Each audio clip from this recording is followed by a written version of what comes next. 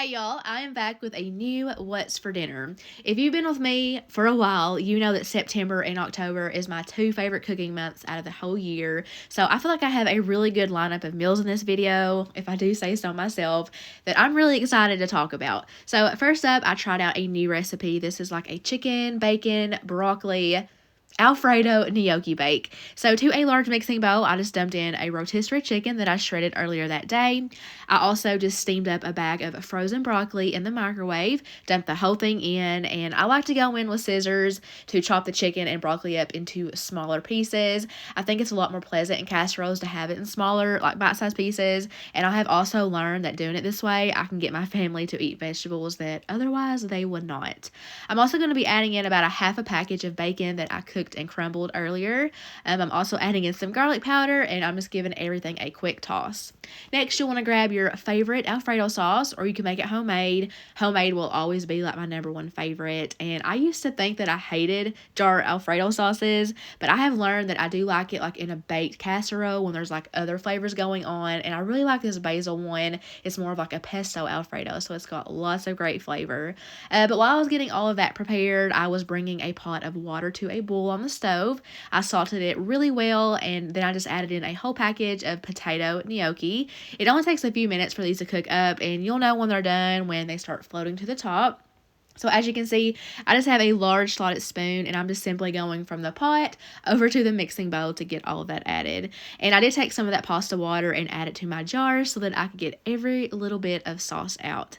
So I'm just going in with a silicone spatula to gently fold everything together. I was trying to be very careful to not break up that gnocchi, and I didn't have any problems with any of them falling apart, so that was great. I have my oven preheated to 400 degrees, and I pulled out my casserole dish, sprayed it with some Pam, and I'm just getting all of that dumped out. Same spatula, and I'm just going and smoothing out the top. For the last ingredient, I'm just going in with a good handful of shredded mozzarella cheese. I'd say it was about a cup, but obviously use as little or as much as you want to. I'm going to pop that in the oven for 20 minutes, and then I'm going to turn the broiler on for a couple minutes at the end so that it can get nice and golden brown and bubbly just like this. So here's my plate. I just topped it with some black pepper and served it with a really simple side salad. All I have in mind is some lettuce, tomatoes, feta cheese, croutons, and Italian dressing. And this whole meal was absolutely delicious. We thoroughly enjoyed it, and I would not change a single thing about this other than I would like to try it with the homemade Alfredo sauce. I can only imagine how much better that would make it, but this makes a ton. We had leftovers for the next couple of days for lunch, and this is one of those meals where the leftovers actually taste better than the day that I cooked it. I will definitely be adding this to my list of favorites, and I absolutely loved how quick this was to throw together.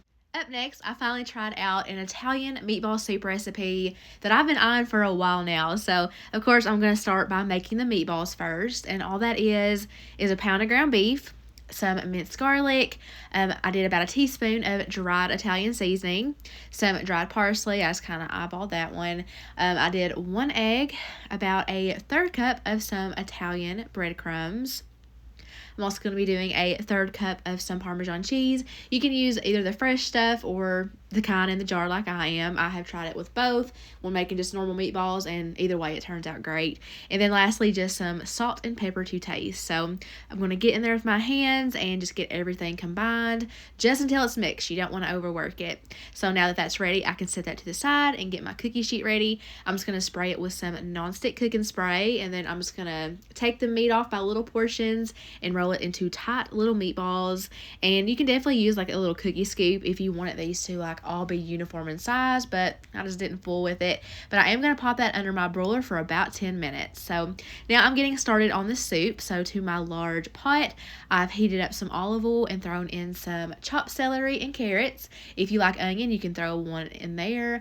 Since I don't, I just did some onion powder, and I let that cook for about 5 to 7 minutes, something like that. Then I added in a can of crushed tomatoes, a can of tomato sauce, and it called for 6 cups of beef broth. I didn't have it, so I just did 6 cups of water with 6 beef bouillon cubes. I've also added in a teaspoon Italian seasoning to that. as well as some pepper. So I'm just going to wait for that to come up to a boil, and then I'm going to let that simmer until the vegetables are tender. And then at that point, I added in about a cup of some dettolini pasta. I think that's how you say it. And now I'm just adding in those cooked meatballs. So I'm going to get that lid added on, and I'm just going to let that simmer until the pasta is done cooking. Meanwhile, I grabbed a bag of these frozen Bosco sticks. They now sell these at my Walmart. I'm really excited about it. And I just melted some garlic butter over the top and cooked it according to the bag directions. And that's going to be what I dip into the soup. So after that pasta was done, I turned off that heat, and it is now ready to be served. So we just added some like fresh Parmesan cheese over the top of our bowls. And doesn't that just look perfect for fall time? It looks so nice and cozy, even though it's still hot outside. But y'all, this turned out so good. It had so much flavor, and the meatballs came out perfect. My kids really, really, really love this one, and I thought it was going to be time consuming for some reason, but it wasn't at all. This was very simple, and I cannot wait to make this again when it cools down outside.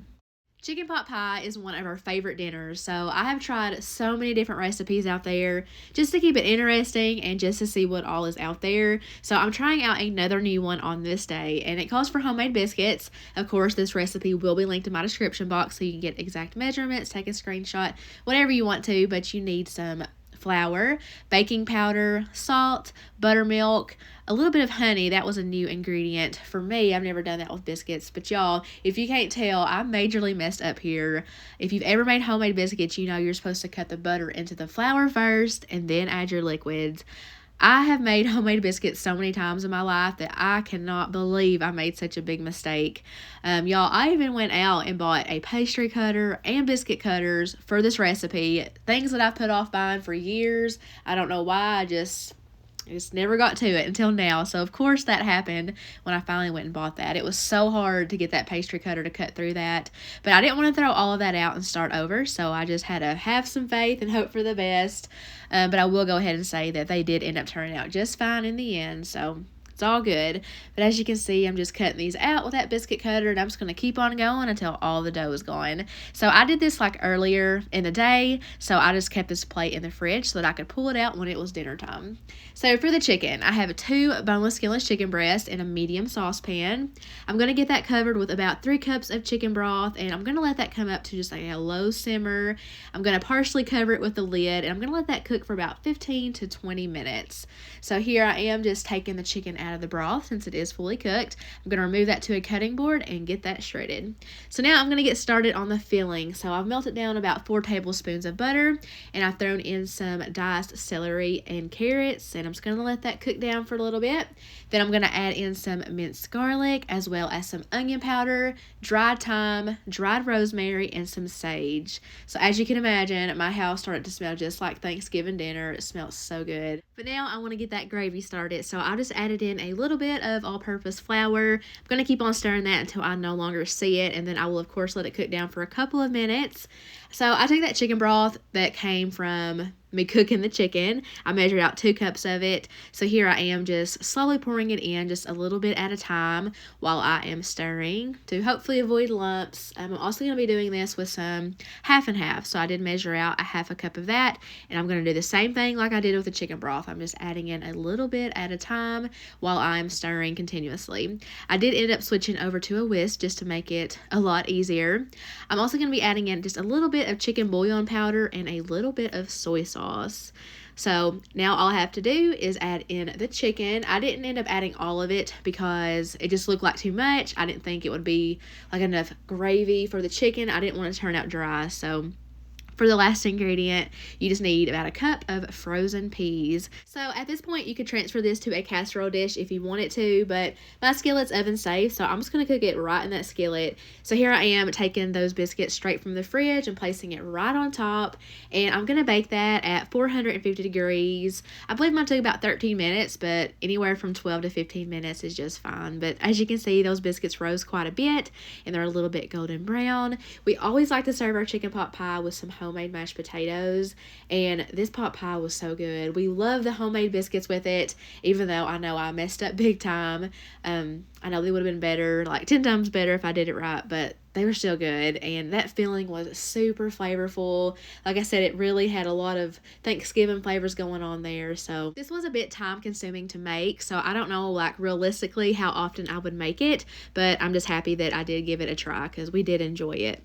The next night, I wanted something really easy, and I remember like a couple years back, one of you guys recommended Rachel Ray's version of Sloppy Joe's to me. It's called like Sloppy Joe di Maggio's. I could be like butchering that, but I immediately went and looked up that recipe and pinned it, and I am finally getting around to trying it out. So I just browned up a pound of ground beef, and I'm just seasoning it the same way that I always do with just some onion and garlic powder, salt, and pepper. So I'm just going to continue to cook that until there's no longer any pink, of course. And then I diced up 4 all beef hot dogs. You can make this lighter with like ground turkey and turkey hot dogs, but I wanted to go with the all beef. And I know that might sound a little bit weird of a combination, but just think chili dogs. It's not that crazy. But for the sauce, you just need an 8-ounce can of tomato sauce, some Montreal steak seasoning, about a half a tablespoon of chili powder, 1.5 tablespoons of brown sugar, and just a few dashes of Worcestershire sauce. That is it. I just let this simmer for about 10 minutes, and then I just piled it on some plain hamburger buns. I wasn't filling any toppings or anything like that, so I just left it plain, and I served it with a side of just some Lay's plain potato chips and a can of fruit cocktail that we all split. I love nights like this that are just so simple. Dinner was done in no time, and these Sloppy Joes were amazing. Love the flavor. I actually love the hot dogs in it. We all did. I love that it used ingredients that I always keep on hand anyway, so thank you to whoever suggested to me this recipe. This night is going to be a steak dinner. So recently, Kroger had a really good sale on their ribeyes, so I bought a big family pack and then I vacuum sealed them. So these are thick, I don't know if you can tell, and they're pretty good size, but anytime I cook steak, I like to let them get to room temperature before I cook them, so I'm just going to let those sit for about an hour.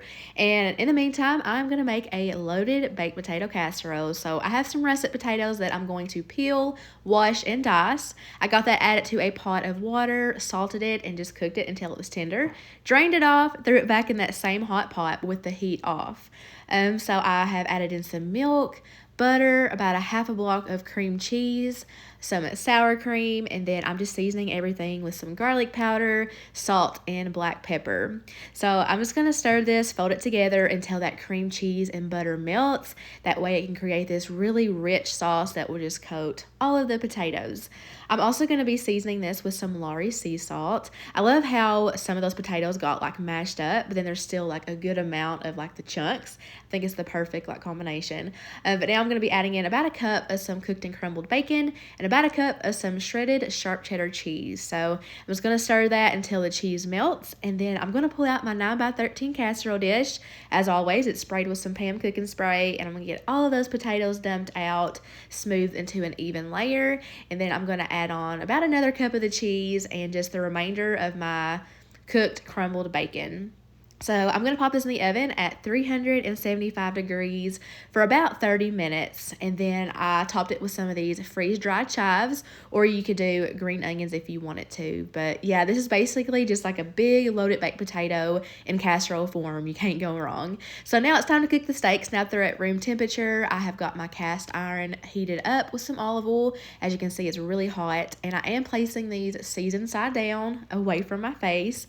And now I'm seasoning the other side. And I just like to use like a good quality salt and black pepper, and that is all I think that a steak needs. So I let that sear for a few minutes, and then I flip it over, and this is the only time I touch them. I don't move them around, flip them a lot. I just flip them one time. So as soon as I flip it, I add in about a tablespoon of butter and a few whole cloves of garlic. As soon as that garlic starts to become fragrant, I'll just kind of tilt my pan to the side, and I'm going to start basting the steaks in that garlic butter. This step really like ups the steak game. It makes it so incredible. So I remove that from the heat, I tint it with foil, and I let it rest for at least 10 minutes before I go to slice into it. So I finally cooked these perfect to our liking. I didn't overcook it for once, and they turned out incredible. So very good. Of course, the baked potato casserole was delicious, and I have some A1 steak sauce for the steak and baked potato, and I just served it with a side of asparagus. So, I am going to be including a dessert in this video. And long story short, someone gave us some Miracle Whip, and we don't like Miracle Whip. But of course, I was not going to let it go to waste. So, to Pinterest I go, and I discovered that you can make a chocolate cake with Miracle Whip. And I know that sounds very off putting, but you just have to trust me. This is like a very old recipe back when times were hard, and it's a replacement for the eggs and vegetable oil. And once I thought of it that way, I figured I would give it a try. So, you're going to mix together a cup of sugar, a cup of water, and a cup of the Miracle Whip. Whisk that until it's smooth, and then add in 2 cups of just some all-purpose flour, 2 teaspoons of baking soda, and a 1/4 cup of cocoa powder. That is it for the cake batter. So I just mixed that together until it was really smooth. Also, this is not the kind of cake batter that you want to lick the spoon or the bowl from. I tried to warn my daughter, but she wouldn't listen, and she did not like it. And this doesn't smell very good, so I honestly thought that this was going to be a complete fail. But anyways, I got it dumped out into a greased cake pan. I cooked it at 350 degrees for 30 minutes, and of course, I'm going to let that completely cool down before I ice it. So I'm going to make a quick chocolate cream cheese frosting. It's just a half a stick of softened butter, a half a block of softened cream cheese, a 1/4 cup of cocoa powder, a pound of powdered sugar, a splash of vanilla, and a little bit of heavy whipping cream to help thin out the frosting. So I just got all of that thrown into my KitchenAid mixer, and I just mixed it until it was smooth. So I'm just going to get all of that dumped out onto the cake and frost it. I thought it was going to be hard to spread out because it felt like really thick in the mixer, but it actually turned out to be really nice and light and fluffy, and I really enjoy icing cakes. It's very like therapeutic, but this cake was amazing. When I first made it, we all took a slice and we said it was good, but it was still in the back of my mind that there was Miracle Whip in it, and it was just bugging me. But y'all, something magic happened overnight to this cake. I can't even explain it, but the next day, it was 100 times better, and it was gone so quick. I got so many compliments, and I am not joking when I say this is probably the best chocolate cake I have ever had. You guys have got to try it. You will not be disappointed, and if you do, let me know what you think. But that's all I got for you guys in today's video. I really hope that this was some good inspiration for you. I hope you found a recipe that you'd like to try. I want to thank you so much for watching, and I will see you in my next video.